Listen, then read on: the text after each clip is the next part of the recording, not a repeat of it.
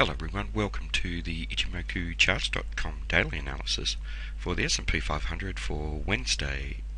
October 2nd, 2013. Well, a change of trend today, and the candle that's made a lower high and a lower low. A very small white body candle, however, and a candle that has a very large shadow on the bottom of this candle, and the large shadow on the bottom represents the sellers losing commitment down below the 1687 important level of previous support and down around the area near the Kijun-sen.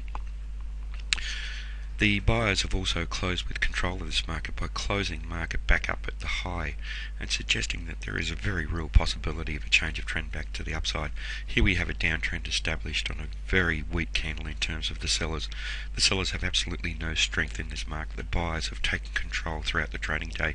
where the sellers once had very strong control by moving the market down below the previous low and setting up this lower high and lower low and changing the trend, but they lost all of the commitment that they had for the buyers to come back into the market strongly. This, as I said, does suggest a potential change of trend, but if we do see a rally, we have fairly strong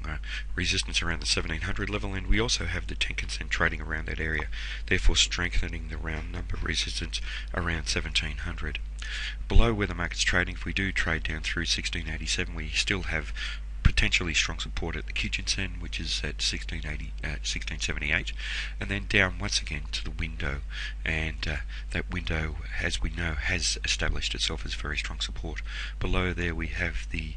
cloud trading at around 1670, and then for tomorrow's trading, the actual area of the cloud actually begins to trade lower,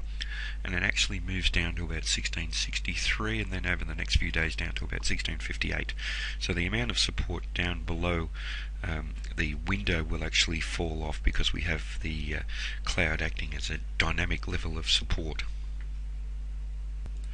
Now, in terms of the Fibonacci extension, we're examining the relationship of the new first time frame downtrend to the previous time the market is trending down. And here we've seen the market test through most of the important levels, through the 38.2%, through the 50%, almost to the 61.8%, and be strongly rejected from there, suggesting a very real possibility of a change of trend. So we are on the lookout for a higher high and a higher low. And in terms of the Fibonacci retracement through the important levels to the 78.6% level, strongly rejected from there, failing to close below any of those levels, suggesting very strong potential for the market to begin trending to the upside once again. Now, if we do see that change of trend and the market takes out that previous high, we then have potentially a second time frame downtrend. If we look here based on peaks and troughs, we have a peak, a trough, a lower peak, a lower trough. Therefore, at that point there, when we took out that window, we had the establishment of a new second time frame downtrend based on peaks and troughs. And here we have the opportunity for the market to establish a new second time frame uptrend where we have a trough, a peak, potentially a trough, and then another higher peak if we can take out that area in a first time frame uptrend, and therefore we could have quite a change of sentiment in this market, and that would be in line with these other higher time frame Ichimoku indicators. In terms of the long term time frame, the market's trading above the clouds, so we have a bullish market in the long term time frame, and that is potentially having its effect on the market, challenging the high and establishing a new series of higher peaks and higher troughs. We also have the market trading above the Kijun-sen, the pink line here, and that suggests that we have a bullish market in the medium term time frame, and therefore supporting the idea that we may see a change of sentiment in that second term time frame. The Kijun-sen is pointing flat still, and price action once again has been attracted back towards this, so that is something that we do need to be aware of, that whilst that remains flat, we could see price action move back towards there. But the market seems to have found equilibrium now, three candles roughly trading around that area, and it's likely that the market will bounce off in line with that higher time frame trend. In terms of the Tenkan-sen, the market is still trading below there, and we know that the market